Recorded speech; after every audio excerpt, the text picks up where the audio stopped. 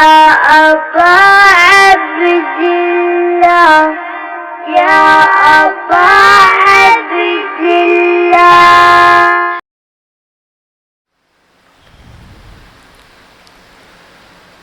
أعوذ بالله من الشيطان الرجيم. بسم الله الرحمن الرحيم. لا حول ولا قوة إلا بالله العلي العظيم.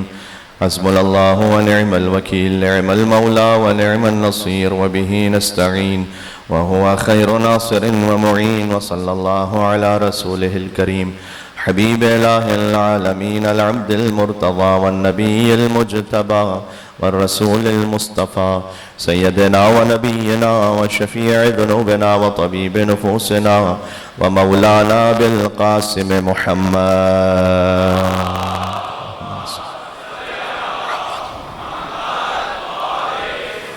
وعلى آله الطيبين الطاهرين المعصومين المظلومين المنتجبين المنتخبين الميامين سيما بقية الله في الأرضين الذين أذهب الله عنهم الرجس وطهرهم تطهيرا.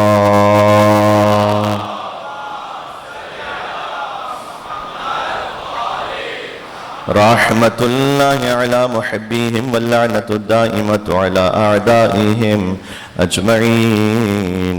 بسم الله الرحمن الرحيم.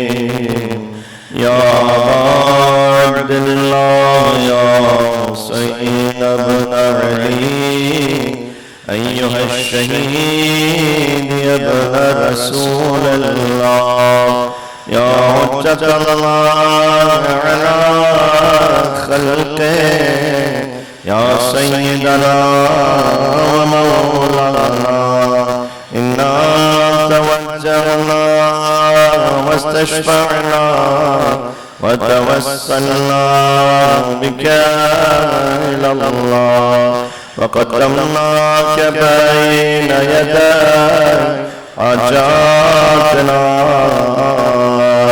يا وجيها اشفع لنا عند الله يا وجيها اشفع لنا عند الله. صلوات بر محمد وآل محمد. اللهم صل. أما بعد فقد قال الله الحكيم. بسم الله الرحمن الرحيم. ومن تبعني فإنه مني ومن عصاني فإنك غفور رحيم. نعرہ الصلوات.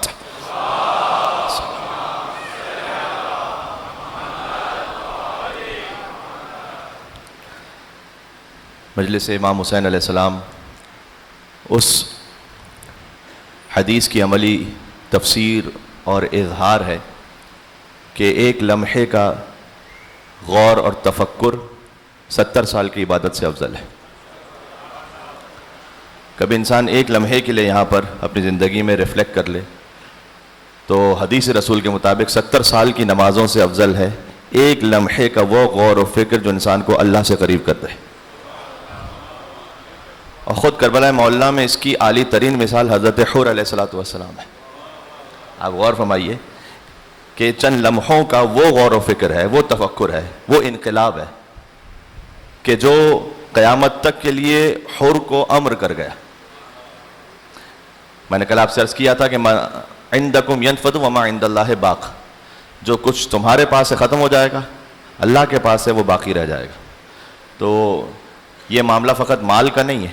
کل میں نے وقت کی مثال دی. آپ اپنا وقت یہاں پر صرف کر رہے ہیں، یہ وقت اللہ سبحانہ و تعالیٰ کے لیے قربتاً اللہ. یہ وقت ختم نہیں ہو رہا، یہ وقت باقی رہ جائے گا. اس طریقے سے سب سے بڑی مثال تو اس کی نفس کی ہے، ہمارے اپنی جان، کہ جب یہ خود خالق ہی کے سپرد کر دی تو یہ ختم ہونے والی نہیں ہے، پھر یہ باقی رہنے والی. لہٰذا اللہ سبحانہ و تعالیٰ نے کہا ہے کہ وہ لوگ کہ جو اللہ کی راہ میں مار دیے گئے انہیں مردہ نہ کہو. ایک جگہ کہا لا تحسبن الذین قتلوا فی سبیل اللہ امواتا. کہنا دور کی بات ہے، نہ سمجھو بھی نہیں. لا تحسبن الذین قتلوا فی سبیل اللہ امواتا بل احیاء عند ربہم یرزقون. وہ حیات رکھتے ہیں، اپنے رب کے پاس سے رزق پا رہے ہیں. اب جو اپنے رب کے پاس سے رزق پا رہے ہیں تو اللہ کے متقی بندوں کی پہچان کیا ہے؟ متقی بندوں کی پہچان یہ ہے کہ الذین یؤمنون بالغیب وَيُقِيمُونَ الصَّلَاةَ وَمِمَّا رَزَقْنَاهُمْ يُنْفِقُونَ. یہ بالکل قرآن جہاں سے شروع ہوتا ہے، الف لام میم ذالک الکتاب لا ریب فیہ ھدی للمتقین. یہ کتاب ہدایت ہے متقین کے لیے. یہ متقی کون ہے؟ الذین یؤمنون بالغیب، جو غیب پر ایمان رکھتے ہیں، نماز کو قائم کرتے ہیں، اور جو ہم نے انہیں رزق دیا ہے آگے تقسیم کر دیتے ہیں. تو اس کا تعلق فقط دنیا کے معاملات سے آپ کیوں سمجھتے ہیں کہ جنہیں اللہ نے رزق دیا ہے وہ تقسیم کر دیں تو وہ متقی ہے؟ شہید کو بھی اللہ رزق دے رہا ہے، وہ رزق معنوی ہے. وہ رزق معنوی وہ بھی اللہ سبحانہ و تعالیٰ کے اذن سے آگے تقسیم کرتے ہیں. لہذا امام حسین علیہ السلام کے ذکر میں معنویت، روحانیت وہ تقسیم ہو رہی ہے. علم تقسیم ہو رہا ہے، تقویٰ تقسیم ہو رہا ہے، اور ہوتا رہے گا ہمیشہ کے لیے. اس کا مطلب کیا ہوا؟ اس کا مطلب یہ ہوا کہ ہر شہید زندہ ہے، لیکن سید الشہداء امام حسین وہ فقط زندہ نہیں ہے، وہ باذن خدا زندگی بانٹنے والے ہیں.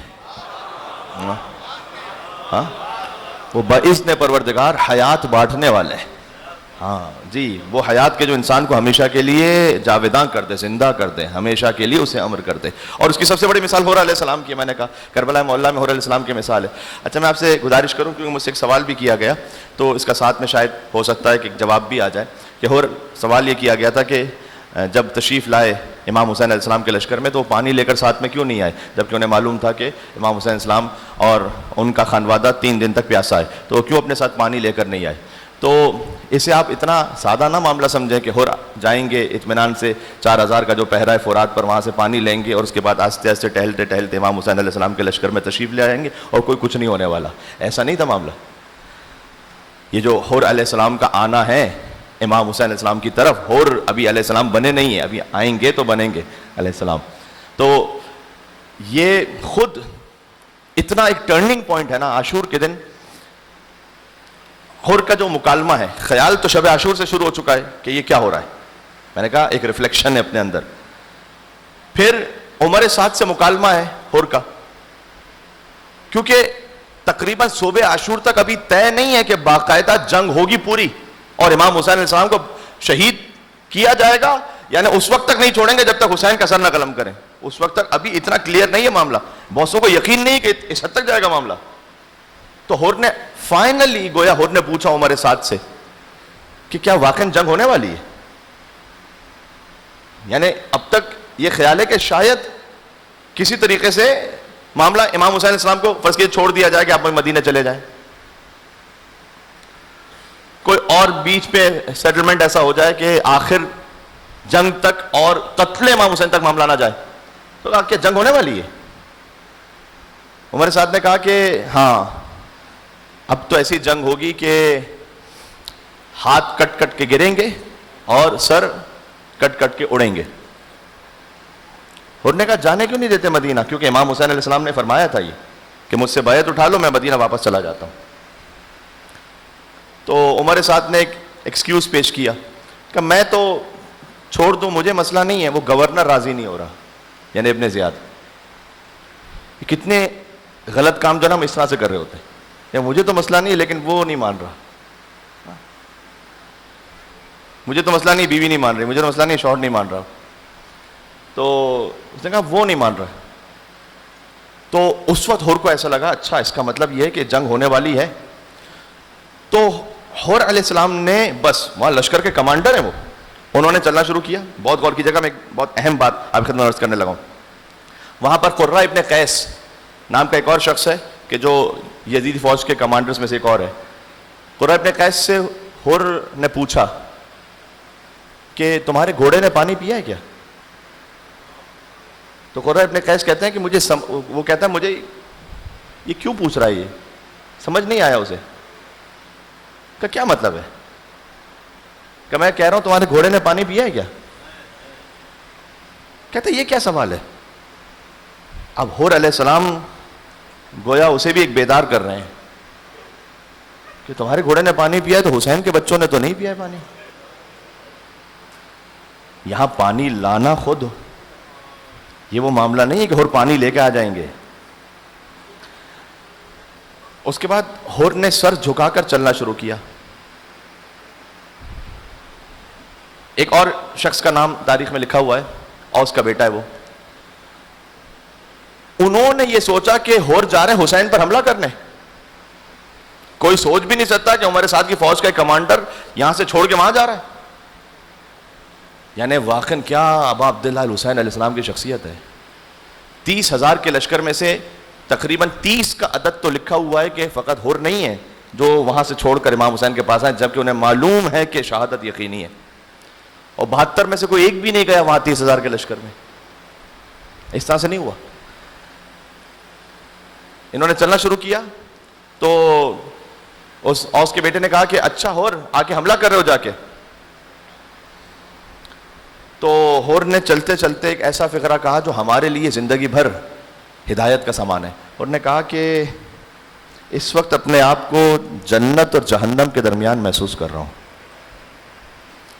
اور خدا کی قسم میں جہنم پر جنت کو ترجیح دوں گا چاہے جلا دیا جاؤں. یہ کہہ کر آہستہ آہستہ اور آگے بڑھے. اب یہ ایک وہ انسان کے جسے اپنے کیے پر ندامت ہے. امام صادق اسلام نے فرمایا آدھی توبہ ریگریٹ ہے. ایک ندامت کا جو احساس ہے، یہ توبہ آدھی توبہ ہو گئی ہے. چل رہے ہیں آگے امام حسین السلام کی طرف.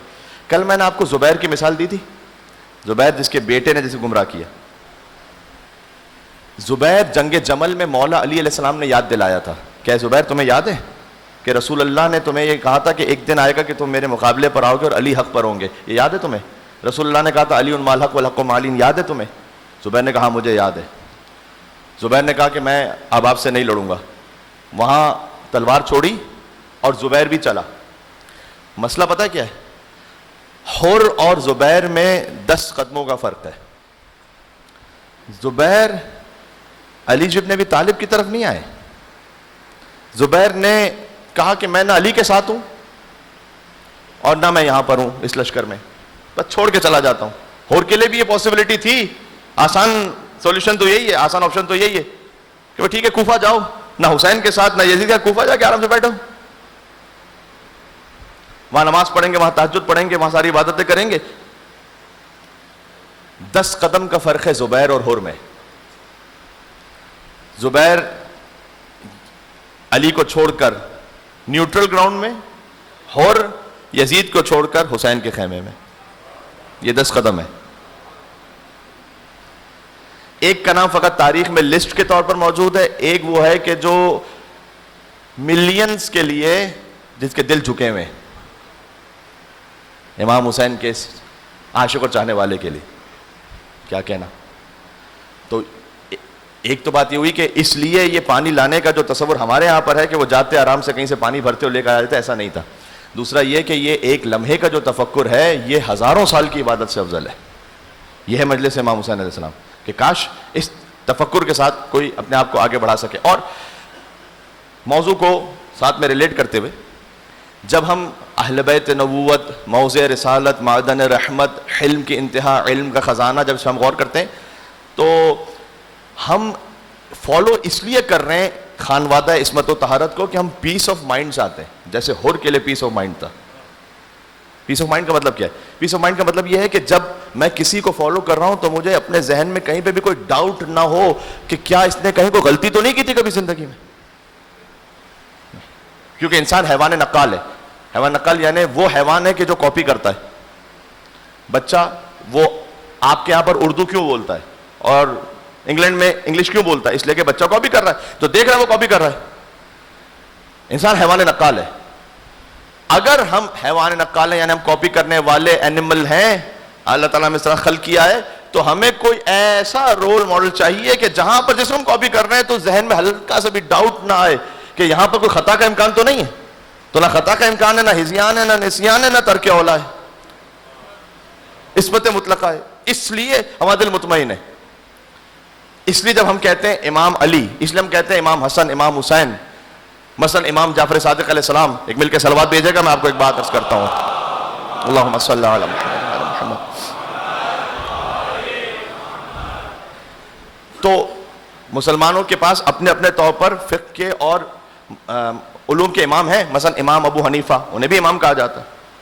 کتاب البخاری جنہوں لکھی، امام بخاری ان کو کہتے ہیں، وہ بھی امام کہے جاتے ہیں. اس میں صحیح غلط کی حق باطل کی بات نہیں کر رہا، لیکن انہیں امام کہا جاتا ہے. امام بخاری، امام ابو حنیفہ، امام مالک، امام احمد ابن حنبل، امام شافعی، امام ذہبی، امام زمخشری، یہ سارے امام ہیں، لیکن یہ امام اور وہ امام، یہ لفظ ایک ہے، معنی زمین سے آسمان تک فرق ہے. کیا فرق ہے؟ امام ابو حنیفہ فقہ کے امام ہے، تفسیر کے امام نہیں ہے. کاش میری بات پہنچ سکے. بات پہنچ رہی ہے میں کیا کہنے لگا ہوں؟ امام بخاری حدیث کے امام ہے، فقہ کے امام نہیں ہے.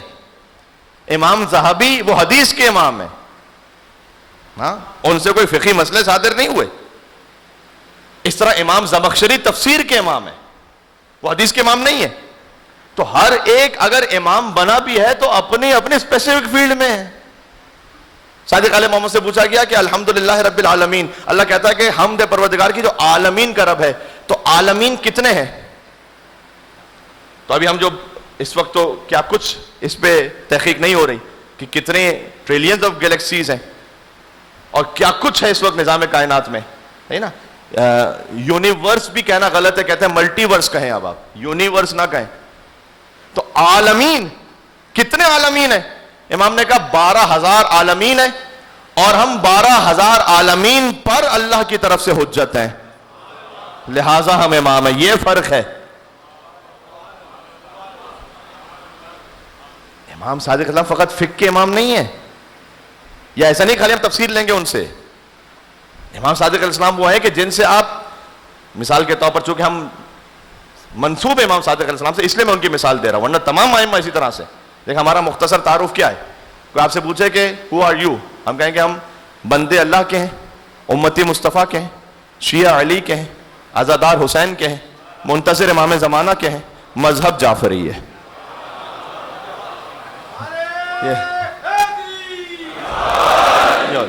یہ ہمارا انٹروڈکشن ہے.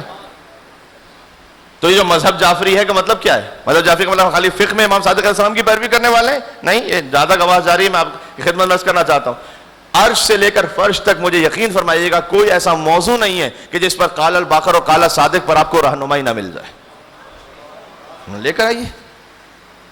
چاہے وہ فقہ تو بہت ہی معروف ہے، چاہے وہ توحید پروردگار کے معاملات ہو، عدالت کا معاملہ ہو، نبوت اور رسالت و قیامت کے معاملات ہو، نماز و روزہ و حج و زکات و خمس و جہاد کے سلسلے میں احادیث و امام کی، کائنات کے نظام کے بارے میں ہو، جنت ہو، جہنم ہو، ملائکہ ہو، شب قدر ہو، زیارت امام حسین علیہ السلام وہ تعلیم فرمائی امام صادق علیہ السلام نے، زیارت عاشورہ تعلیم کرتا ہے امام محمد باقر علیہ السلام، امام جعفر صادق علیہ السلام، دعائیں ہوں.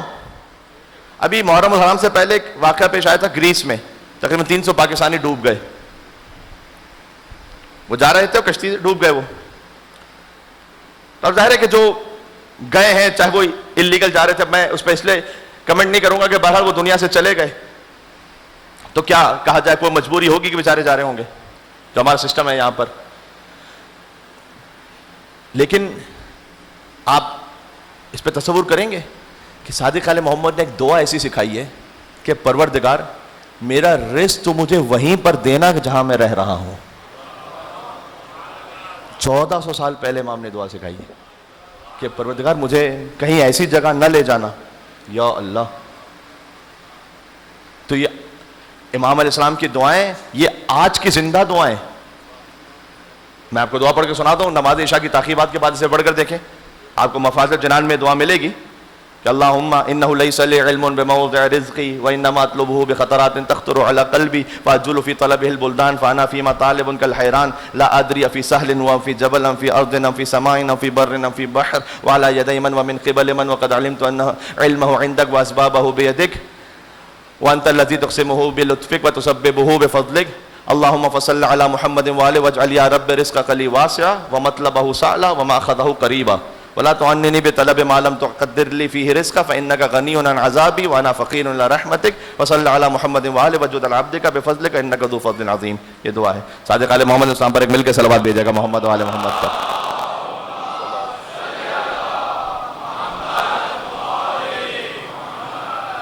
اس کا کیا مطلب ہے؟ میں کہا نا پیس آف مائنڈ چاہیے ہمیں جب ہم جس کو فالو کر رہے ہیں کہ جو میری مشکل ہو وہاں سے حل ہو سکے. امام کہتے ہیں پروردگار اللہم انہ لیس لی علم بموضع رزقی، پروردگار مجھے نہیں معلوم کہ تو نے میرا رزق کس جگہ لکھا ہوا ہے. کتنے ایسے لوگ ہوتے ہیں کہ جو جاتے ہیں مائگریشن کر کے کسی جگہ پر نئی بات بن پاتی. اللہم انہ لیس لی علم بموضع رزقی وانما اطلبہ بخطرات تخطر علی قلبی، میں اپنے رزق کو تلاش کر رہا ہوں لیکن میرے دل میں ڈاؤٹس ہیں, ذہن میں ڈاؤٹس ہیں. تخطر علی قلبی فاجول فی طلب البلدان, تو اس خاطر ہے کہ میں کبھی کسی ایک شہر میں ہوں, کبھی دوسرے شہر میں ہوں, رزق تلاش کر رہا ہوں. فاجول فی طلب البلدان وانا فیما انا طالب کالحیران, اور میں ڈاؤٹ میں آ کر رزق تلاش کر رہا ہوں. یہ امام صاحب ہمیں سکھلانے کے لیے کہہ رہے ہیں, ڈاؤٹ میں آ کر رزق تلاش کر رہا ہوں, اس کام میں ہاتھ ڈالوں, یہ کام کروں, وہ کام کروں. ہمیں کتنے ویسٹ میں لوگ ایسے ملتے ہیں, اسٹوڈنٹس آتے ہیں, اب وہ آتے ہیں, انہوں نے ظاہر ہے تھوڑا سا فائنینس بھی خرچ کیا ہے, آ کے اتنی محنت بھی کی ہے, گھر والوں سے دور بھی رہے, انہوں نے 4 سال 5 سال ایک فیلڈ میں اسٹڈی کی اور وہ چاہتے تھے کہ آگے ان کا فیوچر بن جائے, پتہ چلا 4-5 سال بعد وہ فیلڈ ہی بند ہو گئی. امام علیہ السلام نے اس میں دعا ارشاد فرمائی ہوئی ہے, ذرا سنیے گا. ابھی آج کل کتنی فیلڈ ایسی ہیں کہ آرٹیفیشیل انٹیلیجنس کہہ رہے ہیں کہ پتہ نہیں کون سی جاب رہے گی کون سی نہیں رہے گی, یو ڈونٹ نو, کیونکہ آرٹیفیشیل انٹیلیجنس سے پوری دنیا میں آ رہی ہے بہت سارے کام. اب ضروری ہے کہ ڈاکٹر کے پاس آپ جائیے, اس لیے کہ آرٹیفیشیل انٹیلیجنس سے اس کے پاس 2 لاکھ ڈاکٹرز کی معلومات ہیں ایک ساتھ. وہ کسی نے کہا کہ آرٹیفیشیل انٹیلیجنس میں وہ ساری جابس ختم ہو جائیں گی کہ جس میں انٹیلیجنس کی ضرورت ہے. تو سامنے کسی نے کہا کیا مطلب ہے تمہارا, کہ بس تمہاری جاب باقی رہے گی. ٹھیک ہے, تو آرٹیفیشیل انٹیلیجنس میں بہت ساری جابس کا پتہ نہیں ہے کہ کیا ہوگا. امام اسلام نے کیا کہا, پروردگار انہ لیس العلم بموضع رزقی فانا انما اطلبه بخطرات تخطر على قلبی فاجول فی طلب البلدان فانا فیما انا طالب کالحیران لا ادری فی سہل هو ام فی جبل, مجھے نہیں معلوم تو نے میرا رزق وادیوں میں لکھا ہے پہاڑوں پہ لکھا ہے. کون اس کو جانتا تھا کہ پہاڑوں میں بھی کوئی رزق ہے؟ ام فی ارض ام فی سما, زمین میں لکھا ہے آسمانوں میں لکھا ہے. کون جانتا تھا کہ آسمانوں پر بھی رزق کے سارے معاملات ہیں؟ کیا کچھ نہیں ہے آسمانوں پہ. وَعَلَى يَدَيْ مَنْ وَمِنْ قِبَلِ مَنْ, تو نے میرا رزق کس کے ہاتھ سے لکھا ہے, کس ذریعے سے لکھا ہے؟ I don't know. لیکن میں اتنا جانتا ہوں, انما علمت, میں اتنا جانتا ہوں کہ تو اسے جانتا ہے. میں اسے نہیں جانتا کہ کہاں سے میرا رزق آنے والا ہے, تو جانتا ہے کہ کہاں سے میرا رزق آنے والا ہے. ہاں, تو جانتا ہے کہ یہ کس کے ہاتھ سے ہے, کتنا ہے. وانت الذی تقسمہ بلطفک, تو تقسیم کرتا ہے اپنے لطف و کرم سے. وتسببہ برحمتک, اس کے اسباب بھی تو فراہم کرتا ہے اپنی رحمت سے. اب امام علیہ السلام نے یہاں پر ایک بات سمجھائی ہے کہ دیکھو جب رزق کی بات کرو نا اللہ سبحانہ و تعالیٰ سے, تو خالی مادیات میں غرق ہو کر یہ نہ سوچو کہ میں پیسہ کہاں سے آئے گا. اللہم فصل علی محمد وآلہ, سب سے پہلے محمد اور آل محمد علیہ السلام پر درود بھیجو تاکہ تمہاری نگاہ اللہم صل علی محمد وآل محمد, سبحان اللہ, تاکہ تمہاری نگاہ فقط اسباب پہ نہ رہے, مسبب الاسباب تک جائے, وہاں تک. اللہم صل علی محمد وآلہ واجعل یا رب رزقک لی واسعا, اور میں تجھ سے دعا کر رہا ہوں کہ پروردگار سب سے پہلے تو میرا رزق وسیع کر دے. یہ دعا آپ کو کامن ملے گی, واجعل یا رب رزقک لی واسعا ومطلبہ سہلا, اس کا حاصل کرنا میرے لیے آسان بنا دے. آپ دیکھتے ہیں بعض لوگ ہوتے ہیں بہت زیادہ ایفرٹ کرتے ہیں لیکن حاصل نہیں ہو رہا. اب کچھ لوگوں کے اللہ تعالیٰ نے آسان رکھا ہے معاملہ, تھوڑی سی ایفرٹ میں معاملات بہت حل ہو جاتے ہیں. مطلب اس علیہ, امام نے کہا کہ پروردگار تو میرے لیے اس کا آسان بنانا, وَمَاخَذَهُ قَرِيبًا, بہت دور نہ جانا پڑے مجھے, جہاں میں رہ رہا ہوں قریب ہی میرا رزق دینا. پھر امام نے کہا وَلَا تُعَنِّنِي بِطَلَبِ مَا لَمْ تُقَدِّرْ لِي فِيهِ رِزْقًا, اور پروردگار مجھے اس کام کی زحمت میں نہ مبتلا کر دینا کہ جہاں سے تو نے میرا رزق لکھا ہوا ہی نہیں ہے. آپ نے ایک فیلڈ شروع کی, وہاں سے رزق ہے ہی نہیں. آپ نے فیکٹری لگے, وہاں سے رزق ہے ہی نہیں, سب کو ڈوب گیا. مجھے بتلائیے کہ ایسا کون کامل امام ہے, لے کر آئے کوئی. خالی نہج البلاغہ کے خطبات کی بات نہیں ہے, خالی صحیفہ سجادیہ کی دعاؤں کی بات نہیں. آپ جس امام کا کلام اٹھا کے دیکھ لیں. میں نے آپ سے شاید گزشتہ سال یہ جملہ کہا تھا اور اسی کی تفصیل میں ترتیب میں آگے جا رہا ہوں میں, کہ جو ہمارے پاس ائمہ علیہ السلام کے معارف کا خزانہ ہے, ہم توحید میں, نبوت اور رسالت اور قیامت میں تمام مسلمانوں کے ساتھ مشترک ہیں, لیکن یہ فقط ہیڈ لائن کی حد تک ہے. ورنہ میں آپ سے بہت اطمینان سے کہہ رہا ہوں کہ مثال کے طور پر کتاب البخاری کی توحید کچھ اور ہے اور نہج البلاغہ کی توحید کچھ اور ہے. کوئی ایک نہیں ہے توحید. یہاں پر توحید نہج البلاغہ کی الحمدللہ الذی لا یبلغ مدحتہ القائلون ولا یحصی نعمہ العادون ولا یؤدی حقہ المجتہدون الذی لیس لصفۃ حد محدود ولا نعت موجود ولا وقت معدود ولا اجل ممدود. امیر المومنین پہلا خطبہ نہج البلاغہ کا. لائے کوئی ایسا کلام اللہ سبحانہ و تعالیٰ کی معرفت کے لیے, میں اپنی پیشانی جھکا دوں گا اس در پر آ کے. لے کر آئیے کہ کسی نے اللہ کو کیسے سمجھایا ہو, کسی نے اللہ سبحانہ و تعالیٰ کو ایسے سمجھایا ہو. میرے پاس تفصیل میں جانے کا وقت نہیں کہ میں ایک ایک بات کا ترجمہ کروں. نہج البلاغہ کا پہلے ہی خطبہ, چلیں ایک چھوٹا سا ہوم ورک یہ ہوگا کہ آپ جا کر پہلے ہی خطبہ کھولیے گا اور دیکھیے گا کہ ابتدائی 4 فقروں میں امام علیہ السلام نے کیا فرمایا ہے. اس لیے کہ امام علیہ السلام کی معرفت اللہ سبحانہ و تعالیٰ سے بلا فصل ہے. ذرا غور کیجیے گا میں نے کیا کہا. ہم اللہ کو پہچانتے ہیں اس لیے کہ سورج کو دیکھا, چاند کو دیکھا, درخت کو دیکھا, اپنے ساتھ زندگی کے واقعات کو دیکھا, پھر اللہ کو پہچانا. امام علیہ السلام کے ساتھ ایسا نہیں ہے. جب ائمہ کے نور کو اللہ نے خلق کیا تو اللہ کی کوئی اور مخلوق ہی نہیں تھی, صرف وہ تھے اور اللہ ہے. اب کس کے ذریعے اللہ کو پہچانیں گے؟ لہٰذا اب عبداللہ حسین دعا عرفہ میں فرماتے ہیں کہ متا غبت حتی تحتاج الی دلیل, پروردگار تو حسین کے لیے غائب کب تھا کہ تیرے لیے کسی دلیل کی ضرورت ہو. اللہ اکبر, اللہ اکبر. متا غبت حتی تحتاج الی دلیل. پھر فرمایا عمیت عین لا تراک علیہ رقیبہ, اندھی ہے وہ آنکھ جو تجھے نگہبان نہیں پاتی اپنے اوپر. وہ آنکھ اندھی ہے, اسے یہ سمجھ نہیں آ رہا, یعنی وہ دل کا اندھا ہے اصل میں کہ وہ اللہ سبحانہ و تعالیٰ کی نگرانی و نگہبانی میں اندھی ہے وہ آنکھ. اس لیے حدیث میں آیا ہے کہ اگر کوئی شخص فعل حرام کر رہا ہو تنہائی میں, اور اگر چھوٹا بچہ کوئی آ جائے اور چھوٹے بچے کو دیکھ کر وہ اپنے آپ کو سنبھال لے, تو اللہ عز و جل کی کوئی آواز آتی ہے کہ اے میرے بندے, گویا تو نے مجھے اس 5 سال کے بچے سے بھی زیادہ حقیر سمجھا کہ جب وہ چھوٹا بچہ تیرے سامنے آیا تو تو نے اپنے آپ کو روک لیا, اور جب تو میرے سامنے تھا. یہ بھی ایک یقین کو بڑھانے والی بات ہے. مجلس امام حسین السلام اس کے لیے بھی ہے کہ اپنا یقین بڑھائے انسان کہ وہ اللہ کی نگاہ کے سامنے ہے. ہاں, یہ یقین ہر ایک کو نصیب نہیں ہوتا اتنا یقین. اب میں آپ کو یقین کی ایک ایگزامپل دیتا ہوں. مجھے یاد دے دیجیے گا.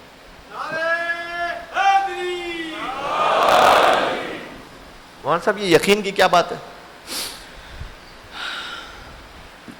یقین کا مطلب پتہ کیا ہے؟ اللہ پر یقین.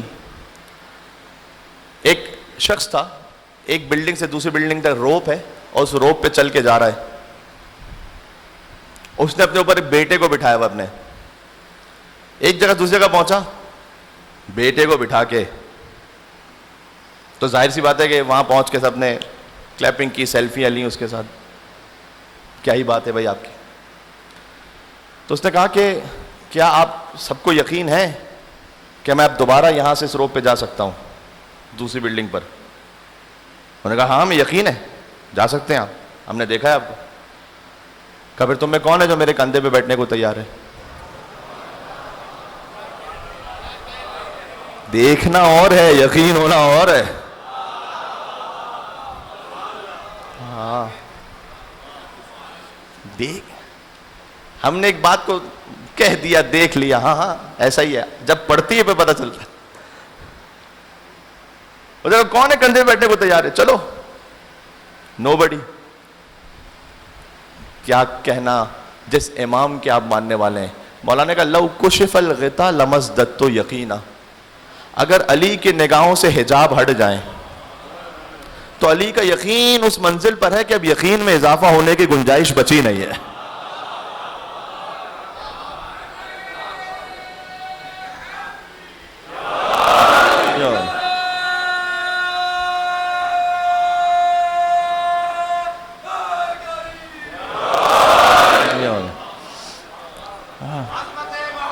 سبحان اللہ.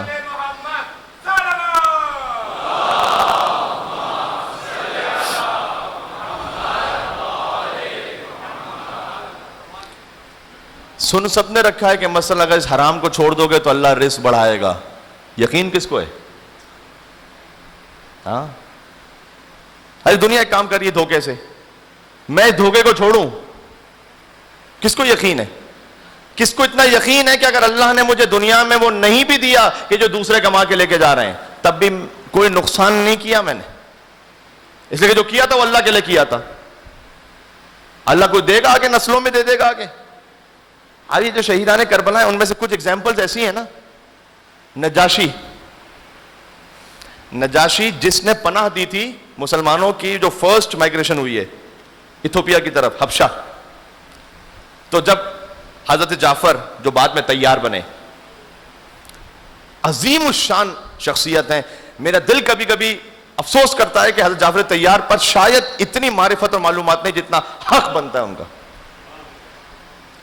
کوئی موقع حساس ایسا ہے نہیں جہاں اہل بیت اطہار نے جعفر طیار کو یاد نہ کیا ہو. بلکہ امام پنجم امام باقر علیہ السلام نے ارشاد فرمایا ہے کہ اگر وفات رسول کے وقت حضرت حمزہ اور جعفر طیار زندہ ہوتے تو کسی کی جرأت اور مجال نہ ہوتی کہ حق کے علی ابن ابی طالب کو غصب کر سکتا. اللہ اکبر. یہ دو ہستیاں خالی ہوتی, دو, حمزہ جعفر طیار. جعفر طیار نے ہجرت کی ہے. جب وہ ہجرت کر کے وہاں پہنچے ہیں تو ان کی زوجہ حضرت اسماء بنت امیس بھی ساتھ میں تھی اور مسلمانوں کا ایک گروپ تھا. چونکہ ایک ایک کر کے مکہ میں مسلمانوں کو مارا جا رہا تھا تو اب رسول اللہ چاہتے تھے کہ کچھ مسلمان محفوظ مقام پر پہنچے, چاہے وہاں کیسے ہی حالات ہو, لیکن کسی ایسی جگہ پہ پہنچے ان کی جان محفوظ رہ سکے. بہرحال وہاں پہنچے تو وہاں بھی اتنا آسان نہیں تھا.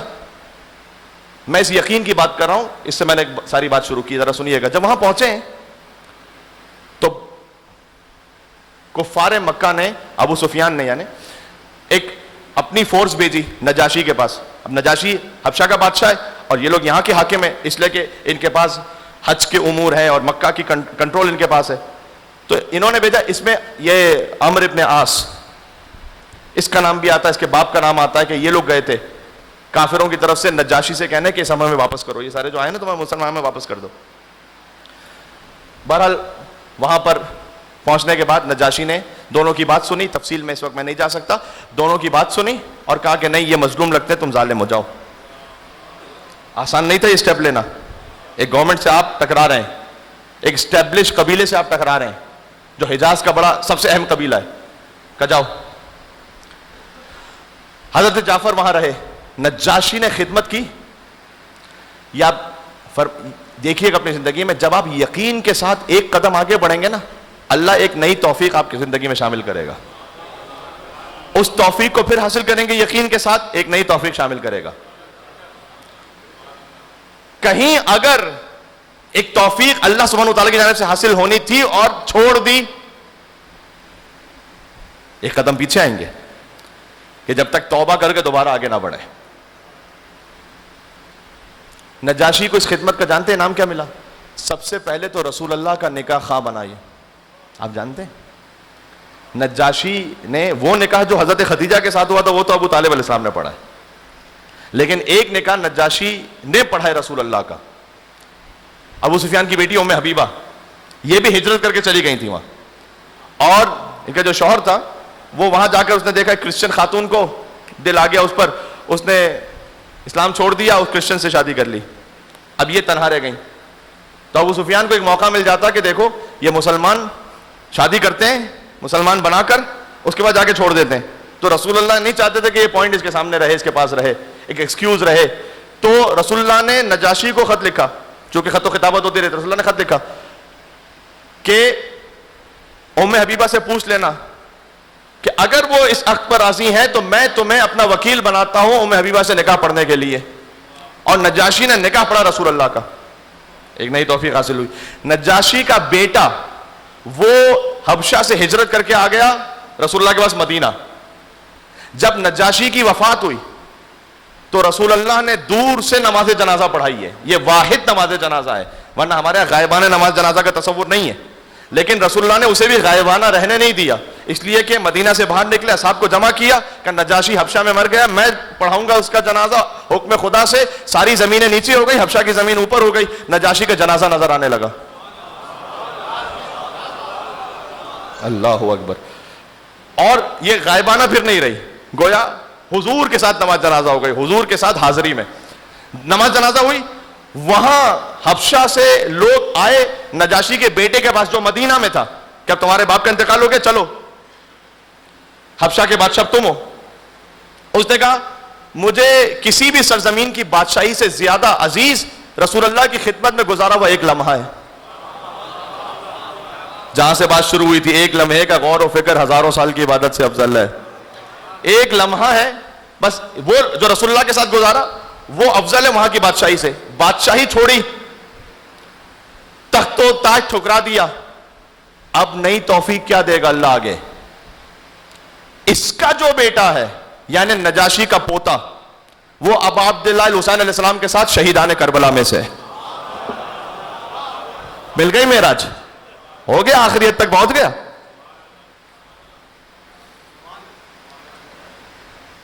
اس کا مطلب یہ ہے کہ اگر آپ دنیا کے کسی معاملے میں کوئی چیز مس کر رہے ہیں لیکن ہے نیت قربتاً اللہ کی, تو اللہ ایسے جانے دے گا کیا اسے؟ کیا آپ کی اولاد میں آپ کو نہیں دکھائے گا کیا؟ آپ کی نسلوں میں آپ کو نہیں دکھائے گا کیا؟ اللہ کے ساتھ معاملہ کبھی خسارے کا ہوتا ہی نہیں. اللہ عز و جل ہمیں ہماری نسلوں کو انشاءاللہ ایمان پر رکھے, مولا علی علیہ السلام کی ولایت پر رکھے انشاءاللہ, اور اعداء اہل بیت سے برات پر رکھے انشاءاللہ. یہاں سے وہاں تک امام زمان علیہ السلام کے ظہور کی تعجیل کے لیے جیسے نجاشی کا پوتا امام حسین کے لشکر میں پہنچا, انشاءاللہ ہم اور ہماری نسلیں حضرت حجت کی خدمت میں پہنچے. بابا سے بلند صلوات بھیجے محمد و آل محمد پر. اللہم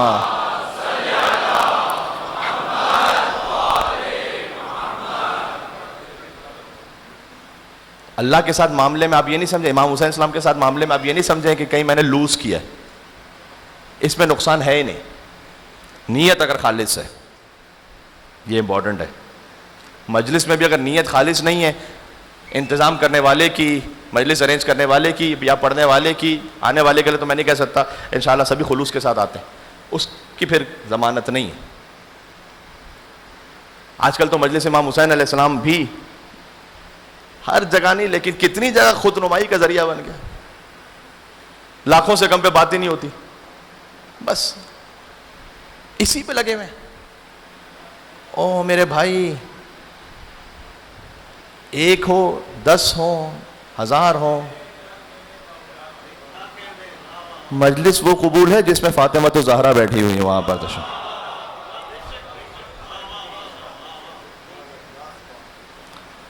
یہ کب سے افتخار ہونے لگا؟ اللہ اکبر. تو اپنے ڈائریکشن کو ٹھیک کرنا چاہیے. مجلس امام حسین علیہ السلام ہے, 5 لوگوں میں مجلس ہے, 5 نہیں ہے, میں اکیلا بیٹھا ہوں. آپ نے گریہ کیا یا حسین کہا, آنکھوں سے آنسو گرے, ہو گئی مجلس. اللہ تعالیٰ نے امام علیہ السلام کے ساتھ معاملہ بہت سادہ رکھا ہے. بات پہنچ رہی, پیچیدہ نہیں رکھا ہے. پانی دیکھو, امام حسین کی پیاس کو یاد کرو, آنسو بھائی السلام علیکم ابا عبداللہ, ہو گئی مجلس. کیوں ہمیں بیک ٹو دا بیسکس ہونے کی ضرورت ہے. کیوں ہم اس بنیادی ترین نعمت جو خلوص ہے, جہاں پر خود نمائی نہیں, جہاں انا ختم ہے, اس کی عالی ترین مثال, میں تھوڑا سا دور ہو بھی منزل مصائب سے, لیکن میں آپ کو چاروں کے خود اور آپ ہم ترتیب میں ایک ساتھ سفر کرتے رہیں. اگر یقین کی بات دیکھنی ہے تو عالی ترین کربلا میں مثال خود شریکت الحسین بی بی زینب سلام اللہ علیہا ہے, اپنے بچوں کو قربان کرتے ہوئے. شہزادی زینب سلام اللہ علیہا وہ ہیں کہ جن کے لیے بعد میں ائمہ نے ایگزامپلس دی ہیں, امام نے. کیسے؟ میں چونکہ ائمہ کا ذکر, کل میں نے امام محمد تقی علیہ السلام کا کچھ ذکر کیا تھا, آج امام جعفر صادق علیہ السلام کا ذکر ہو گیا. میں چاہوں گا کہ ان مجالس میں ائمہ علیہ السلام کا ذکر بھی ہوتا رہے. تو ساتھ میں ایک اور امام ہیں جن کا ذکر کر رہا ہوں, ہمارے زمانے کے امام کے والد امام حسن عسکری علیہ السلام. ان کی والدہ تھی,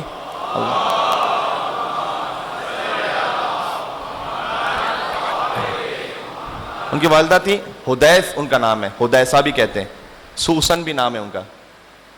یہ جو بعض احباب ہوتے ہیں وہ چاہتے ہیں کہ ان کے ہاں ولادت ہوئی ہے تو وہ کوئی نیا نام رکھیں, اور وہ علماء کو فون بھی کرتے ہیں کہ مولانا صاحب کوئی ایسا نام بتائیے کہ جو آج تک کسی نے نہ رکھا ہو, کوئی اچھا سا نام بتائیے.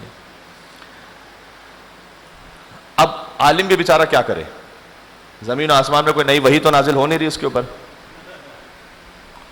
آپ کہیے کہ آپ نام رکھیے محمد جعفر, تو سامنے سے کچھ کہے گا تو نہیں, یہ کہے گا کہ مولانا صاحب اگر یہی نام رکھنا تو آپ کو فون کیوں کیا تھا پھر میں, یہ تو نہ مجھے ہی بتا تھا. تو ایسے نام اب ہمیں رکھنے نہیں ہیں, بدقسمتی ہے ہماری. امام زین العابدین نے فرمایا تھا کہ میرے بابا کو اگر اللہ 100 بیٹے دیتا سب کے نام علی رکھتے وہ. ہاں, مجھے 100 بیٹیاں دیتا سب کے نام فاطمہ. اگر ہم نے اس حدیث پر عمل کیا ہوتا نا تو آج ہر جگہ ہر گھر میں علی علی علی علی علی علی علی کی صدا آ رہی ہوتی. تو اگر آپ کوئی یونیک نام چاہتے بھی ہیں تو مثلا حدیثہ ایک تھوڑا سا ڈفرینٹ نیم ہے, لیکن امام کی والدہ کا نام ہے اس لیے محترم ہے. سوسن انہی کا ہی نام ہے. جب امام حسن عسکری کی شہادت ہوئی 8 ربیع الاول، جب ہم سوگ بڑھاتے ہیں وہاں ایام اعزاز ختم ہو جاتے ہیں امام کے حکم ہی کے مطابق، 8 ربیع الاول امام حسن عسکری السلام کی شہادت. شاید یہ وہ واحد امام حسن عسکری علیہ السلام کہ جب ان کی شہادت ہوئی ہے تو شہادت کے وقت ان کی والدہ زندہ تھی. غور کیجیے گا میں کیا کہہ رہا ہوں. جب امام کی شہادتیں ہوئی ہیں جن امام کی، اس وقت ان کی والدہ ان سے پہلے ہی پردہ فرما چکی تھی، لیکن امام حسن عسکری وہ ہیں کہ جن کی والدہ زندہ تھیں امام حسن عسکری کی شہادت کے وقت. جب شہادت ہو گئی، اب امام زمانہ پردہ غیبت میں 5 سال کا سن ہے. تو احمد ابن ابراہیم نے کہا کہ میں نے پوچھا بی بی حکیمہ خاتون سے. حکیمہ خاتون کون ہے؟ جو امام محمد تقی کی بیٹی ہیں، جو سامرا کی زیارت پر جا چکے، ان کے تو ذہن میں ہے. ایک زری میں امام علی النقی، امام حسن عسکری، بی بی نرجس خاتون، بی بی حکیمہ خاتون. بی بی حکیمہ خاتون کا امامت سے وہی رشتہ جو بی بی زینب سلام اللہ علیہا کا رشتہ ہے، یعنی ایک امام کی بیٹی ہے، ایک امام کی بہن ہے، ایک امام کی پھوپھی ہے. امام محمد تقی کی بیٹی ہے بی بی حکیمہ خاتون، امام علی النقی کی بہن ہے، امام حسن عسکری کی پھوپھی ہے. بی بی حکیمہ خاتون سے یہ وہی خاتون ہے کہ جب امام زمانہ کی ولادت کی منزل قریب تھی تو امام حسن عسکری نے اپنی پھوپھی کو روک لیا تھا کہ آپ مددگار رہیے گا بی بی نرجس خاتون کے. تو جب امام حسن عسکری کی شہادت ہو گئی تو احمد ابن ابراہیم نے حکیمہ خاتون سلام اللہ علیہا سے جا کے پوچھا کہ اب الی من تفزع الشیعہ، شیعہ کس کے پاس جا کے اپنے مسئلے پوچھیں، کیونکہ 12ویں تو پردہ غیبت میں کیا کریں. تو بی بی حکیمہ خاتون نے کہا کہ حسن عسکری علیہ السلام نے اپنی والدہ بی بی حدیثہ خاتون کو اپنا وصی بنایا ہے، ان سے پوچھو. تو احمد ابن ابراہیم نے سامنے سے کہا کہ ایک خاتون سے جا کر اب ساری شیعت مسئلے پوچھے گی. تو جانتے بی بی حکیمہ خاتون نے کیا کہا کہ حسن عسکری علیہ السلام نے یہ کام کیا ہے اقتداء لابی عبداللہ الحسین، حسین علیہ السلام کی اقتداء میں. جیسے حسین علیہ السلام نے اپنی شہادت کے بعد زینب کبریٰ سلام اللہ علیہا کو اپنا وصی بنایا تھا تاکہ حفاظت ہو سکے علی ابن الحسین زین العابدین علیہ السلام کی. یہ امام نے مثال دی ہے. اس کے بعد بی بی حکیمہ خاتون نے فرمایا کہ جو شہزادی زینب سلام اللہ علیہا کی زبان مطہر سے جاری ہو رہا تھا در حقیقت وہ علم امام زین العابدین علیہ السلام تھا، عالمہ غیر معلمہ. ان کے 2 بچوں کا ذکر ہے آج، اس لیے میں تھوڑی سی تمہید بنا کر آ رہا ہوں. ماں کا ذکر ہو تو پھر 2 بچوں کے لیے عظمت سمجھ میں آئے. اس لیے بی بی زینب سلام اللہ علیہا وصی امام حسین علیہ السلام ہے، اور وصی امام حسین علیہ السلام ہوتے ہوئے امام زین العابدین کی حفاظت کی ہے تاکہ لوگوں کی توجہ امام زین العابدین کی طرف نہ جائے. بھائی خطبہ دے رہی ہیں بی بی زینب سلام اللہ علیہا، پہلے بی بی زینب سلام اللہ علیہا خطبہ ارشاد فرما رہی ہیں، کلام کر رہی ہیں بی بی زینب سلام اللہ علیہا، یزید سے بھی گفتگو کی ہے بی بی زینب سلام اللہ علیہا. توجہ اس طرف رہے، حفاظت رہے علی ابن الحسین زین العابدین علیہ السلام کی. اس لیے میں آپ کو آج 6 مصرے سناؤں گا حضرت میر انیس رحمۃ اللہ علیہ کے. کیا کمال ہے اس میں، آپ کو ایسا محسوس ہوگا کہ یہ شان تو بی بی زہرا سلام اللہ علیہ کی بیان ہو رہی ہے بی بی زینب سلام اللہ علیہ کے لیے. سنیے گا ذرا. کہتے ہیں آفاق میں زہرا کا نہیں ہے کوئی ہمسر، آفاق میں کائنات میں زہرا کا نہیں ہے کوئی ہمسر. بی بی زہرا سلام اللہ علیہ شان بی بی زینب کی بیان کر رہے ہیں. سنیے گا. آفاق میں زہرا کا نہیں ہے کوئی ہمسر، زوجہ اسد اللہ کی اور بنت پیغمبر. کوئی ایسا ہے ہمسر تو لے آؤ پھر.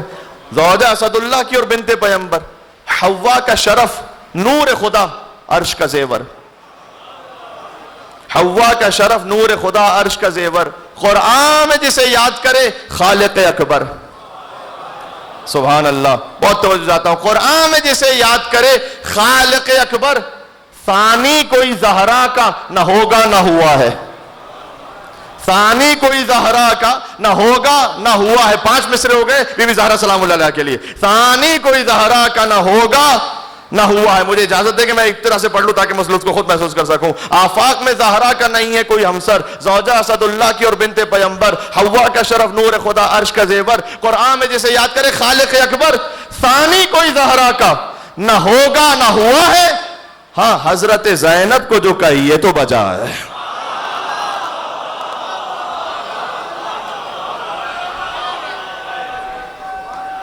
کیا کہنے عظمت شہزادی زینب پر مل کے سبحان اللہ کیا اللہ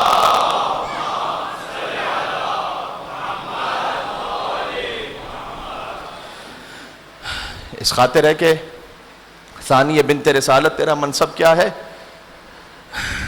تو نہیں ہے تو اسلام کا مذہب کیا ہے؟ کس کے بس میں ہے تیری ذات کا عرفان؟ بھلا صرف شبیر بتا سکتا ہے زینب کیا ہے، اور کوئی نہیں بتا سکتا. اس لیے بی بی زینب سلام اللہ علیہا کے لیے بی بی کی زیارت میں سلام علیک یا عدیلۃ الحسین، یہ بہت بڑی بات ہے. شریکۃ الحسین تو ہے، عدیلۃ الحسین یعنی برابر. ایسے کہ بی بی زینب سلام اللہ علیہ کے بغیر امام حسین کا جہاد ہے ہی نہیں. تو یہ جو جہاں تک آواز جا رہی ہے میری مائیں بہنیں جو سن رہی ہیں، کاش ایک اصول بنا لیں آپ شوہر اور زوجہ گھر میں رہتے ہوئے. آپ کو جب بھی یہ نظر آئے کوئی ایسا موقع کہ اللہ سبحانہ و تعالیٰ کی جانب سے کوئی توفیق مل رہی ہے حرام چھوڑنے کی یا اللہ کے راستے پر چلتے ہوئے کسی امر خدا کو انجام دینے کی، ہم اس توفیق کو چھوڑیں گے نہیں، چاہے اس کے لیے ہمیں اپنی دنیا قربان کرنی پڑے. اس لیے کہ اگر ہم نے اس توفیق کو حاصل کیا تو اللہ عز و جل ہماری نسلوں میں ایک اور توفیق دے گا، پھر اس کے بعد ایک اور توفیق دے گا. یہ یقین ہونا چاہیے انسان کو. ہاں بی بی جب آئی ہیں حضرت عبداللہ ابن شور کے ازدواج میں، تو علماء یہ بیان فرماتے ہیں کہ اس وقت انہوں نے یہ فرما دیا تھا کہ اگر حسین کبھی سفر کریں گے تو میں حسین کے ساتھ جاؤں گی. یہ عقد کی ایک شرط تھی. عبداللہ ابن جعفر طیار سے عقد ہوا شہزادی زینب سلام اللہ علیہا کا. جب امام حسین مدینہ چھوڑ رہے تھے تو حضرت عبداللہ ابن جعفر طیار کو اپنا وصی متعین فرمایا. مدینہ میں بزرگ بھی بہت تھے اور آنکھوں سے بہت کم نظر آتا تھا. اس طرح سے روایت میں کہا جاتا ہے کہ جب مدینہ سے چلے امام حسین، شہزادی زینب سلام اللہ علیہ تو ساتھ میں تھی لیکن اون و محمد ساتھ میں نہیں تھے اس وقت. جب مکہ پہنچے اس وقت ابو الفضل عباس علیہ السلام نے آ کر کہا کہ مولا ایسا محسوس ہوتا ہے جیسے قافلے کے ساتھ ساتھ پیچھے کوئی آ رہا ہے، اب آپ قافلہ کچھ دیر کے لیے روک لیجیے. اور امام حسین علیہ السلام تو علم امامت سے جانتے ہیں تو قافلہ روکا اور عبداللہ ابن جعفر طیار اپنے 2 بچوں کو لے کر ساتھ میں آ رہے ہیں. اور آ کر امام حسین علیہ السلام سے کہتے ہیں کہ کیا مجھے اجازت ہے کہ اپنی زوجہ سے کچھ کلام کر لوں؟ شان امامت کو جانتے ہیں، کیا اجازت ہے؟ فرمایا عبداللہ وہ آپ کی زوجہ ہیں، آپ کلام فرمائیے. جب بی بی زینب سلام اللہ علیہ کے خیمے میں پہنچے ہیں تو فرمایا، ابھی گفتگو شروع ہوئی تھی کہ شہزادی زینب سلام اللہ علیہ کہتی ہیں کہ عبداللہ اگر آپ مجھے واپس لینے کے لیے آئے ہیں تو ٹھیک ہے میں آپ کے ساتھ واپس چلی جاؤں گی، اس لیے کہ زوجہ کا بغیر شوہر کی اجازت کے سفر کرنا وہ ٹھیک اور مناسب نہیں ہے. لیکن زینب زندہ تو نہیں جا سکے گی یہاں سے، زینب کا لاشا ہی یہاں سے جا سکتا ہے، جنازہ ہی جا سکتا ہے. بس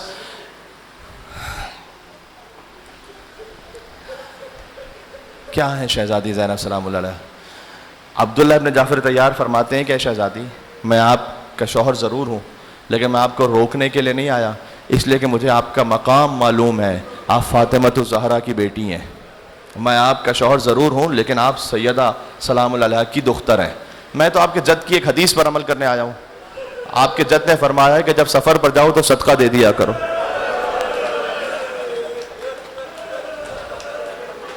میں اون و محمد کو بطور صدقہ لے کر آیا ہوں. حسین آقا پر اگر کوئی مشکل وقت آ جائے تو ایک کو اپنی طرف سے صدقہ کر دیجئے گا، ایک کو میری طرف سے حسین پر صدقہ کر دیجئے گا. اون و محمد حسین پر سامان صدقہ بن کر آئے ہیں. بھانجے امام حسین کے، ماموں اور بھانجے میں ویسے ہی ایک بڑا پیار محبت کا تعلق ہوتا ہے، جس میں بھانجا شاید وہ خواہش کہ جو باپ سے بھی نہ کہہ سکے وہ ماموں سے کہہ دیتا ہے، اور ماموں کی خواہش ہوتی ہے کہ میں بھانجے کی خواہش کو پورا کر دوں. اب یہ وہ عجب بھانجے تھے کہ جو موت مانگ رہے تھے امام حسین سے عاشور کے دن. عظمت شہزادی زینب سلام اللہ علیہ کیا بیان ہو. ہماری نسلیں جھکی ہیں اس در کے سامنے وہ بیوی کہ جب شام واپس گئی تھی، مدینہ آئیں، کربلا کے بعد مدینہ آئیں اور مدینہ سے پھر شام گئیں دوبارہ، تو وہاں ایک درخت تھا، جس درخت کے سائے میں بیٹھ کر وہیں درخت کو دیکھتی جاتی تھی بیوی اور روتی جاتی تھی. اس لیے کہ علماء بیان فرماتے ہیں کہ وہ درخت وہ تھا جہاں حسین کا کٹا ہوا سر لٹکایا گیا تھا. اگر کسی جگہ ایک واقعہ اور حادثہ ہوا ہو، کتنی مرتبہ ایسا ہوتا ہے کہ کوئی موت ہوئی ہو تو کہتے ہیں کہ اب گھر بدل لیجیے، اس لیے کہ بچوں کو وہ یاد آئے گا کہ مثلا ہماری ماں یہاں تھی، ہمارا باپ یہاں پر تھا. بی بی زینب سلام اللہ علیہ کو یاد آتا تھا کہ اس درخت پر حسین کا سر لٹکایا گیا تھا، تو یا حسین کہہ کے روتی جاتی تھی. اور جب بیوی کی اپنی شہادت کا وقت قریب آیا ہے، کیونکہ بعض تاریخوں میں اردو کتابوں میں اس طرح سے ملتا ہے کہ اللہ اکبر بیلچا مار کر، کیونکہ بنی امیہ ان سے یہ برداشت نہیں ہوتا تھا کہ ایک بی بی آ کر اس طرح بیٹھ کر گریہ کرتی رہے امام حسین علیہ السلام پر، تو بی بی کو اس طرح سے شہید کیا گیا. بعض اردو کتابوں میں اس طرح سے یا نوحوں میں اس طرح سے ملتا ہے. لیکن اہم بات یہ ہے کہ جب وقت آخر آیا تو حضرت عبداللہ ابن جعفر طیار سے کہا تھا کہ وہ صندوق ہے اسے میرے پاس لے آئیے گا. وہ صندوق جب آیا تو بی بی نے اس میں سے کرتا نکالا اور اس کرتے کو اپنی سینے سے لگا کر یا حسین یا حسین یا حسین کہتی جاتی تھی بی بی. وہ حسین کا خون بھرا کرتا تھا کہ جو ہمیشہ بی بی زینب سلام اللہ علیہ کے ساتھ رہا، اس لیے کہ بی بی ہی نے تو تلے زینبیہ سے حسین کو ذبح ہوتے ہوئے دیکھا تھا. آج بھی زینب کی آتی ہے صدا بھائی حسین، تیرا چہرہ تیری آنکھیں بھول کر پائی.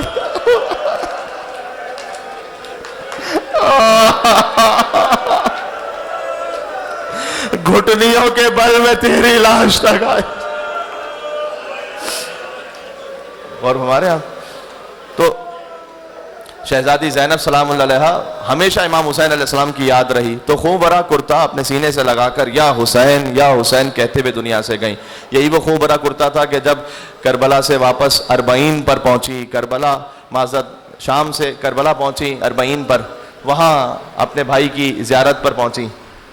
بہت سے ہوں گے انشاءاللہ جو اربعین پر جانے کا ارادہ رکھتے ہیں، فرش اعضاء سے دعا مانگ لیں، نیت کر لیں، مولا اسباب فراہم کرنے والے ہیں انشاءاللہ سے کہ پہنچے اربعین پر. جیسے شہزادی زینب پہنچی تھی امام حسین کی قبر پر اربعین پر، دور سے قبر حسین نظر آئی تھی تو اپنے آپ کو زمین پر گرا کر گھٹنیوں کے بل چلتے چلتے آئیں اور فرمایا کہ بھیا بہن آ تو گئی ہے لیکن آپ کی امانت شام کے زندان میں چھوڑ کے آئی ہے. خطیب اکبر مولانا مرزا اطہر صاحب یہ فقرے کہتے تھے، اللہ ان کے درجات بلندتر فرمائے، اور واقعاً نفسیات کی بات ہے. وہ یہ کہتے تھے کہ جب آپ اپنے کسی بزرگ سے بات کر رہے ہوں جو رتبے میں بڑا ہو، تو بہت سی باتیں آپ شرم کی وجہ سے، حیا کی وجہ سے نہیں کہہ پاتے، ہے نا. آپ اپنے دادا سے بات کر رہے ہیں، دادی سے بات کر رہے ہیں، نانا سے بات کر رہے ہیں، عہدے میں بزرگ ہیں، ماں باپ سے بات کر رہے ہیں، کچھ باتیں آپ نہیں کہیں گے. لیکن اگر آپ اپنے برابر سے بات کر رہے ہیں تو پھر جو دل کا حال ہے وہ پوری طرح سے کہیں گے. تو امام حسین بی بی کے بھائی تو ہیں لیکن حسین امام بھی ہیں. تو شہزادی زینب جب آئی ہوں گی تو نوحہ تو ضرور پڑھا ہوگا، لیکن ابھی پورے دل کا حال شاید نہ کہہ پائی ہوں حسین کی قبر پر. تو مرزا اطہر صاحب اللہ مقامو کہتے تھے کہ اصل درد دل اس وقت کہا ہوگا کہ جب عباس کی قبر پہ پہنچی ہوں گے. عباس اور زینب کا رشتہ برابر کا ہے نا. آ کر کہا ہوگا عباس تو چلا گیا، زینب پتھر کھاتی رہی، عباس تازیانے کھاتی رہی، چادر چھین لی گئی عباس، اور وہ ایک سکینہ چہرے کا رنگ بدلتا گیا. سکینہ زندان شام میں بابا بابا چچا چچا کہتے ہوئے دنیا سے چلی گئی. یہ ہے ام المصائب بی بی زینب کبریٰ سلام اللہ علیہا. اب تو وہ شبیں آ گئی ہیں عزیزوں، بس دن گزرتے چلے جا رہے ہیں. ایسا لگتا ہے ابھی کل ہی کی بات تھی کہ محرم کا چاند دیکھا تھا، محرم شروع ہوا تھا، آدھا عشرہ گزر گیا عزیزوں. اللہ جانے اگلے برس کون زندہ ہے پھر فرش عزا پر عشرے پر آ کر امام حسین پر رو سکے جتنا ہو سکے. اب تو وہ ایام اور شبیں آ گئی ہیں کہ بس صرف مصائب ہونے چاہیے، مصائب کا بیان ہونا چاہیے، گریہ ہونا چاہیے تاکہ نفس پاک ہو سکے، روح پاک ہو سکے. بس آپ نے گریہ کیا ہے شہزادی زینب سلام اللہ علیہا کے نام پر. ام المصائب ہے. میرے ذہن میں ایک روایت اور بھی آ گئی, میں چاہتا ہوں کہ پڑھ لوں اسے, کیونکہ مصائب کی جو روایت ذہن میں آتی رہے میں چاہتا ہوں کہ پڑھوں. کہ جب بی بی فاطمہ سلام اللہ علیہا کا بھی وقت آخر تھا تو اس وقت بی بی زینب 6 برس کی تھی, تو بلا کر بی بی نے ایک صندوق سے کفن نکالا کہ یہ وہ کفن ہے کہ جو اللہ نے جنت سے میرے لیے بھیجا ہے. بی بی زینب سلام اللہ علیہا نے اس کفن کو دیکھ کر یقیناً گریہ کیا ہوگا. ماں کا کفن ایک 6 برس کی بچی دیکھ رہی ہے. اس کے بعد ایک اور کفن نکالا کہ یہ آپ کے بابا علی ابن ابی طالب کا کفن ہے جو اللہ نے جنت سے بھیجا ہے. بی بی نے پھر گریہ فرمایا. یہ بی بی زینب سے اس لیے کہہ رہی تھی, بی بی سیدہ کہ شہزادی زینب پنجتن میں سے ہر شہادت میں ساتھ میں شریک ہیں. پھر امام حسن علیہ السلام کے لیے کفن نکالا کہ یہ آپ کے بھائی حسن مجتبیٰ کا کفن ہے. گویا جب حسن کے کلیجے کے ٹکڑے تش میں گر رہے ہوں, حسن کی شہادت ہو جائے تو یہ کفن دے دیجیے گا. اب اہل گریہ یہاں تشریف فرما ہے. بی بی فاطمہ چپ ہو گئی ہے کہہ کر. کہاں ہیں رونے والے ابا عبداللہ الحسین علیہ السلام پر. شہزادی زینب نے کچھ دیر دیکھا, پھر کہا کہ اماں آپ کا کفن بھی جنت سے آیا ہے, بابا علی کا کفن بھی جنت سے آیا ہے, بھیا حسن کا کفن بھی جنت سے آیا ہے, میرے حسین کی کیا خطا ہے اماں, حسین کا کفن جنت سے آیا. شہزادی نے فرمایا اے بیٹی زینب, حسین کا لاشا 3 دن تک لے گوروں کا کفن کربلا کی.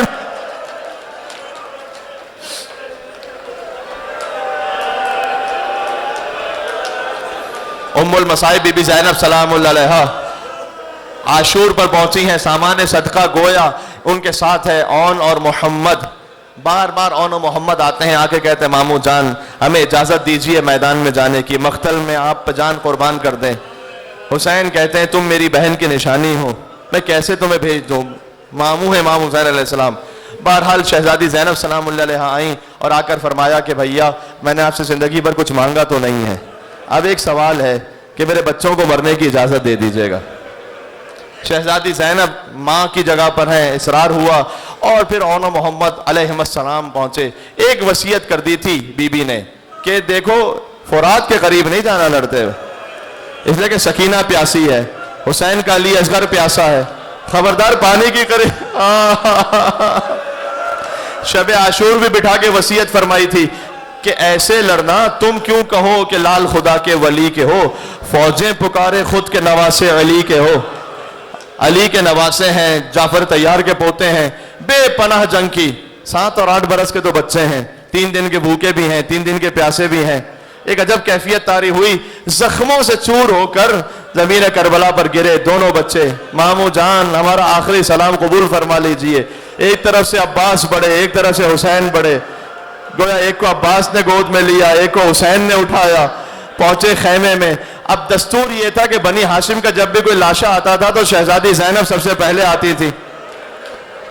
اب بی بی زینب نظر نہیں آتی, حتیٰ یہ کہ اب عبداللہ الحسین کو یہ کہنا پڑا کہ زینب کہاں ہے, ماں کو بلاؤ بچوں کے لاشیں آئے.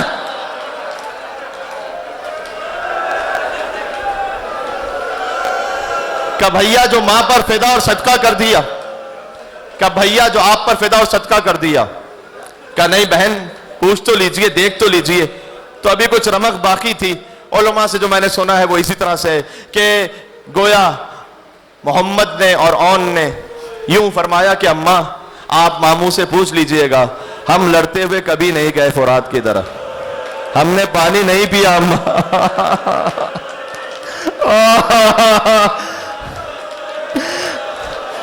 ماں نے جھک کر کربلا کی زمین پر سجدہ کیا, پروردگار شکر ہے تو نے قربانی قبول فرما لی. یہ کہہ کر اون و محمد سے دھارے. اس کے بعد بی بی زینب سلام اللہ علیہا نے اون و محمد کو یاد نہیں کیا, یعنی گریہ نہیں کیا. امام حسین پر گریہ ملتا ہے بی بی کا, ابو الفضل عباس علیہ السلام پر ملتا ہے, شہزادہ علی اکبر پہ ملتا ہے. حتیٰ یہ کہ شام کے زندان سے جب رہائی ملی تو 2 سر سامنے رکھے تھے جن پر رونے والا کوئی نہیں تھا. تو شام کی عورتیں آپس میں کہتی تھیں لگتا ہے ان کی ماں جلے ہوئے خیموں میں جل کر مر گئی ہے, ان کی ماں ہے نہیں, ورنہ کوئی نہ کوئی تو ہوتا جو ان کا سر گود میں لیتا. شہزادی زینب نے اس وقت فریاد کی کہ میں ان کی دکھیاری ماں ہوں, اپنے بھائی حسین کا ماتم کروں. یا دو چھوٹے چھوٹے بچوں کا ماتم کروں؟ میں اختتام پر آ گیا بس، اس سے زیادہ تابع بیان نہیں ہے۔ بی بی زینب آئی 40 پر کربلا پہنچی، وہاں پر حسین کو یاد کیا، عباس کو یاد کیا۔ کچھ دن قیام کے بعد پہنچی مدینہ۔ جب مدینہ پہنچی ہیں تو اپنے بیت الشرف میں داخل ہوئی۔ عبداللہ ابن جعفر طیار فرماتے کیا غضب کا مصائب کا جملہ ہے، کہے معظمہ شاید غلط فہمی ہوئی ہے۔ رونا ماتم کرنا جس تک یہ جملہ پہنچ گیا۔ اپنے مقام سے بیٹھے بیٹھے شہزادی زینب سلام اللہ علیہ کو پکار کر کہنا یا بی بی زینب، کہ معظمہ شاید غلط فہمی ہوئی ہے، یہ علی کی بڑی بیٹی کا گھر ہے۔ فرمایا ہے عبداللہ کیا آپ نے بھی ہمیں نہ پہچانا؟ میں دختر علی زینب بنت علی، کبھی بھی کس غم نے یہ حال کر دیا؟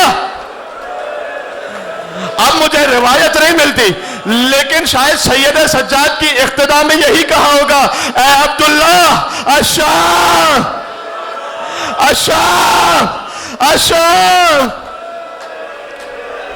آخری جملہ ہے، آخری جملہ ہے۔ بعض تاریخوں میں اس طرح سے کہ عبداللہ ابن جعفر طیار وہاں غش کھا کر بے ہوش ہو گئے تھے۔ گویا بی بی زینب یہ کہہ رہی تھی عبداللہ آپ نے تو فقط سنا ہے، دیکھا نہیں ہے کہ زینب پر تازیہ نے مارے گا، دیکھا نہیں ہے کہ زینب کی چادر چھین لے گئی، دیکھا نہیں ہے کہ بی بی پر گرم پانی پھینکا جاتا تھا۔ کوفہ اور شام کے درباروں میں مکانوں سے آگ پھینکی جاتی تھی، پتھر پھینکے جاتے تھے۔ بس بی بی زینب گھر میں داخل ہوئی، آخر میں اولا محمد کے حجرے نظر آ رہے، چھوٹے چھوٹے بستر نظر آئے، ماں کا دل تھا۔ زینب زمین پر بیٹھ گئی، کہے عبداللہ آؤ بچوں کا ماتم کریں۔ زینب نے فرش اعظم بچھا دیا، کہہ رہے میرے شیروں ماتم پر قربان ہو جائے، تمہارا ماتم نہ کر سکے، حسین کا ماتم کیا۔ آؤ مدینہ میں ماتم پر ماتم کر، اے عبداللہ آل محمد کا ماتم کر۔